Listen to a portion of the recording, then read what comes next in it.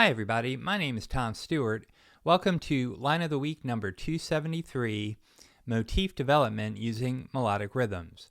It's time again to take a rhythm, add notes to it, and then improvise with it over tunes. This form of improvisation is called motif development. The chord progression for this week's line is in G major. The motif development tools I'm using in this example are melodic variation and extension. Melodic variation refers to the same rhythm with different notes. Extension means new material added before or after a motif or motif fragment.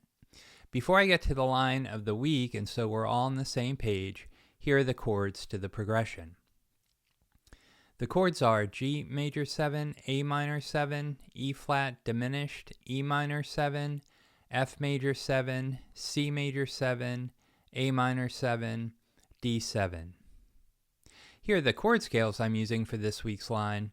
The chord scales are useful because they contain chord tones and agreeable tensions. I use the notes from this chord sound to form shapes on the fretboard.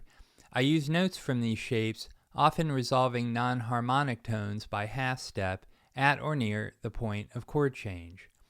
You can use any vocabulary you prefer because the focus here is on melodic rhythms and motif development. You could use chord tones, guide tones, chord scales, or a combination. Also, many chords have more than one chord scale choice. The chord scales I'm using for today's chord progression are D pentatonic, G major, E flat whole half diminished, G pentatonic, C major, G pentatonic, G major, E flat melodic minor. Here's the melodic rhythm I'm using this week. It is 4 consecutive eighth notes starting on the upbeat of beat 3. You can try it in your own music with any instrument, any style.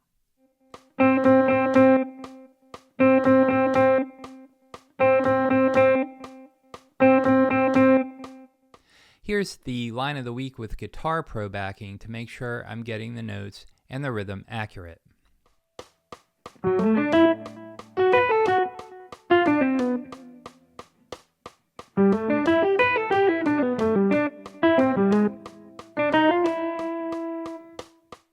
Let's look specifically at the line of the week. In measure 1, circled in red, there's the original motif, meaning the melodic rhythm with notes that fit the harmony. Measure 2 contains a melodic variation of the original motif. The rhythm is similar to the original motif, but the notes are changed to fit the chord.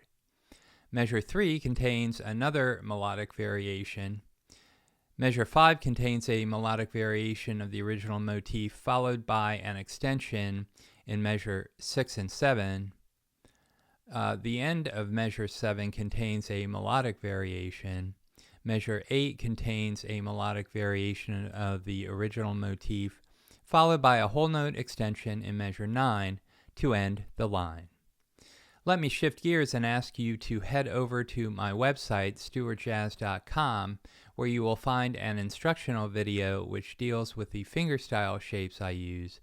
All my major, pentatonic, melodic minor, and diminished shapes are included in the video and associated PDF files. The files contain regular notation, tab, left-hand fingering, right-hand fingering, hammer-ons, and pull-offs. The video and files are $10, and your purchase helps to support the channel. So that's all for this week. Take the melodic rhythm and see what you can do with it in your own music. Thank you very much for watching, and we'll see you next week.